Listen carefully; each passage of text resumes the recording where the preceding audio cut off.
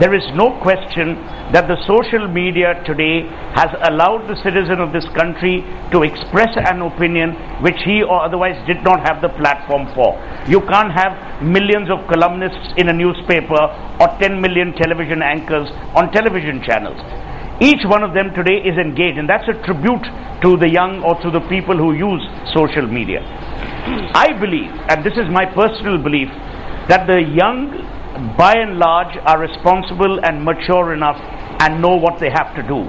I'm only talking about the rogue elements that may not even exist on our soil, but use the precarious democratic rights of this media to then perpetuate havoc. Okay, and we need to be cognizant that that media could also be misused. And as I said earlier, the whole anonymity aspect. So no one is saying that you need to censor this media, or, you need to bring controls. Self-regulation will come. As the social media situation in India evolves, we will mature. We will learn our lessons, as Pavan Dugal rightly said. We will know that the law will be equal and with equanimity treat people who misuse that media. So no one's holding a trust. There are dangers. The anonymity is a problem. I want to mention Javed Akhtar. I have, through reading his tweets, he has opened a world of Urdu poetry that was absent to me. There are people who look at what happened yesterday with the sad passing away or moving on of Dev Saab or day before, and the response. You got links to YouTube videos. I mean, that is extraordinary. That's something that we need to hail and laud. But there's always a flip side. So all I'm saying is, don't throw the baby with the bath water. What are the controls that you can bring? Not controls as in censorship. What are the self-regulatory aspects, either through maturity, either through some level of awareness that you can bring in this media? Shivam, you wanted to come in. Sagarika, I want to ask a simple question. Go back to the Gujarat riots and look at the role of the Gujarati local vernacular media in inciting violence in the riots. Just to give you one instance, and then tell me in the history of this country who has incited more violence, social media or mainstream media? Well, that's probably because the social media has not been around for that long, Shivam. But perhaps you don't remember a time when social media was not around. But but there is a very important quote that I want to read out here. It's from Hamadoun Toure, the Secretary General of the International Telecommunications Union. He says the internet is the most powerful potential source of enlightenment ever created. Internet is basic infrastructure, just like roads, water and education. Access to internet is a fundamental right. So whatever we do, we must not block the access to information. But answer Suhail's point that the fact is this freedom cannot run away with itself. It cannot become a destructive force, because if it does that, it will lose the very constructive role it is playing at the moment. Yeah, we have some empirical research that might help inform this debate here. We sent what I would call fraudulent takedown notices to 7 intermediaries in India using an independent consultant. Of the 7 intermediaries, 6 of them over-complied. They did not check whether we had any locus standi. They did not even check whether the complaint we were making had any merit. They did not delete just the 3 comments that we asked them to delete, but they deleted all 13 on that particular content item. So already in India... So they act very fast. They act very fast. Already in India, thanks to the IT rules and the Act and the unconstitutional additional limitations they place on speech, freedom of speech in this country is deeply undermined. Is deeply undermined, and that's a good point there. Pavan Dugal, let me read out what Google has said today after the interaction with Kapil Sibal. We work really hard to make sure that people have as much access to information as possible while following the law. This means that when content is illegal, we abide by local law and take it down. But when content is legal and does not violate our policies, we will not remove it just because it is controversial, as we believe that people with differing views, as long as they are legal, should be protected and should be respected. A number of people having different views may not be able to get into the mainstream media, may not be able to have their voices heard. The social media is often their only recourse. So Sagarika, here is a big dichotomy. The issue is, what Sunil was saying, The intermediaries have complied, that's the fault of the law. The law does not give any kind of an opportunity to the intermediary to determine whether the request is genuine, bona fide or otherwise. So they're only merely complying with the law. Maybe we need to tweak the law.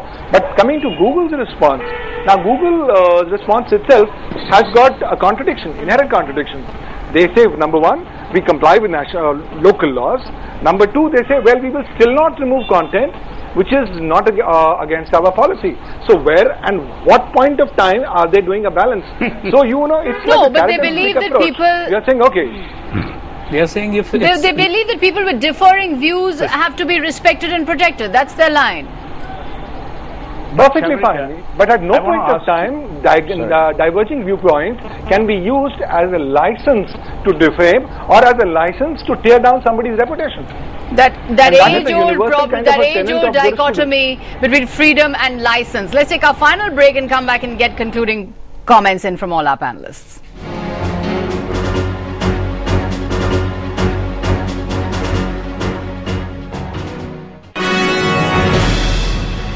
Yes, on a day when Telecom Minister Kapil Sibal moved to pre-screen content on social networking sites like Facebook, Twitter and Google, we're asking, should social networking sites be censored? Can user-generated content be censored in the first place? Let's talk about Twitter, of which I have some experience. Now, one could say about Twitter that it's not really, one could say for the purpose of argument, it's not really free. It is dominated by, let's face it, a particular ideology. A number of people who are on it are of a particular bent of mind, and often they will subject someone who they believe is not of that particular bent of mind to harassment, to abuse, and under the cover of anonymity. Now, there you find that the Twitter is being perhaps misused for a political cause. Misused, many would say, for brainwashing, for programming, for forcing people or bludgeoning people into a certain way of thinking. Well, this is, that's information war that has been going on ever since, I think, since public relations came into existence. And it compensates for the mainstream media. Right. I mean, you cannot call that it's not free because it appears to be dominated by a particular ideology. You can't say that they control it. They might seem to be the dominant voice there, but they are not controlling it. If you want to say, that particular ideology sucks, or everyone. But then you can be subject to harassment and persecution often on Twitter, from people who believe you're not of that particular ideology. It's absolutely, it can't be compared to the the persecution that the government can do through these laws. Right. What kind of persecution are we talking? Maybe a few abusive tweets. I know it's easy to say it offends people. It's not. Nobody, even I wouldn't like to get abusive tweets, but I do get rather. So you also get faking news. Also gets abusive tweets. I thought faking news was a troll. Right. Yeah, I do troll you. Are a troll, I troll You're a Twitter troll. Also, but why not don't exactly. You? Why are you under an anonymous name? Why don't you? I'm here. I'm not anonymous. Yeah. No. You're here. But why do people troll under anonymous names? Why don't they just come out and be who they are? I see, trolling and abusive things are different. Somebody has a popular tweet was going on is that I am not pretty sure whether Kapil Sibal knows about internet, but he damn sure knows how to troll, and he trolled the entire nation today. So okay, you're saying Kapil Sibal is a troll. Shivam Vij, faking news was making a point here that it's Twitter and Facebook networking sites are in fact they're venting mechanism. They're a catharsis. People can take out their anger and take out their frustrations on these sites, and that actually brings down the level of anger and violence in society, and that's a role they play. I said well, Sagarika, that's only one role they play. They're much more than that. They're much more than that. They are like a chai ka adda. Yesterday's oral is today's online. So everybody's having everyday conversations online. Okay. Yes. So that's what it is. And just as you would not go hunting down somebody in a pawn shop saying, why are you saying this? You should not go hunting down some random Twitter guy with 200 followers. Why did you say this? Just ignore it. The internet economy, the social media economy is an economy of attention. And Sagarika, every time you reply a troll, you give him more attention.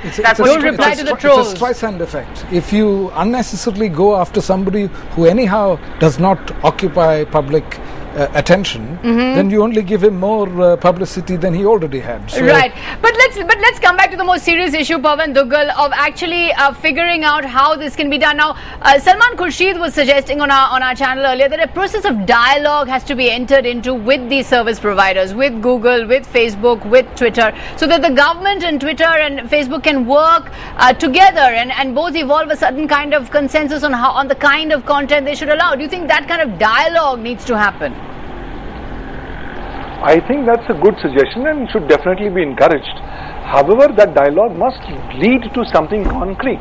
Now, either let's create a separate subcategory within intermediaries and give specialized treatments only to social media, primarily because of social media, or treat them singularly equal on the same platform as all intermediaries. I think what we are missing the point is that at no point of time can we give special attention to social media only because there are social media. If we do that, we have a danger of the other categories of intermediaries pouncing on this and saying, give me the same exemption, the same specialized treatment that you're giving to social media. Number two, I think the government needs to be alive to the fact that China cannot be replicated in India. And number three, I think what we have to realize is that online freedom, despite being capable of being controlled, has got such potent impact that if you try to shut down this online speech, the potentiality of it having a possible impact upon democratic institutions within India cannot be ruled out. The shutting down is the way forward. Right, the shutting down has much greater impact on democracy than in fact the sites themselves. But Kapil Sibal has been trending on Twitter all day today, and I know that everyone who's on Twitter has been seeing Kapil Sibal trending. He's not on Twitter. Do you feel faking news, like telling him "Aaja Twitter pe, aaja Maidan mein"? What suggestion do you have for Kapil Sibal? What do you suggest to him? How should he deal with social media? Whenever he sees anything that he thinks is objectionable but is not exactly illegal, he should imagine that the number of such objectionable things is 0, his favorite number. That's the advice that I would give him. Right. So he should concentrate on the bigger issues of telecom policy and not on Twitter. I would say that there is no evidence that the internet is broken. We don't see large-scale harm in society, so please don't try and fix it. Okay, if it ain't broke, don't fix it. Shivam. Yeah, Sagarika, I'm saying that Kapil Sibal should really join Facebook and Twitter because he needs to understand the medium. Currently, he is behaving like this because he does not understand this medium. Right, you would be the first one trolling him, wouldn't you, Shivam, if Kapil Sibal got onto Twitter? You are defaming me. I shall fire an FIR against you right away. Pawan Duggal, your advice for Kapil Sibal? I think the government needs to be pragmatic, proactive and practical. Let's not be the pigeon who's closing his eyes on the cat. The cat is here to stay. Let's find out ways of peaceful coexistence. Let's find out ways of how to ensure that the medium's inherent quality of freedom of speech and expression is preserved, and let's try to nail down people who are misusing it for their own vested purposes. We need to nail those people down. But let the court do it. I think you're making it an important point that we need to work on this. You're saying it's a problem. It is a problem. We need to work on this. That's coming from Pawan Duggal, cyber law expert. Suhail, say it. I think what most of the panelists said, that if there is abuse, there needs to be corrective measures, and perhaps either self-correcting or don't take that abuse too seriously. All I'm saying is that ultimately it's not about what governments do, it's about how people behave. And I have the conviction by and large that what I've seen of Twitter, apart from some really ridiculously abusive people, is by and large people have attempted to use it for the right reasons. But the debate here is not only about Twitter.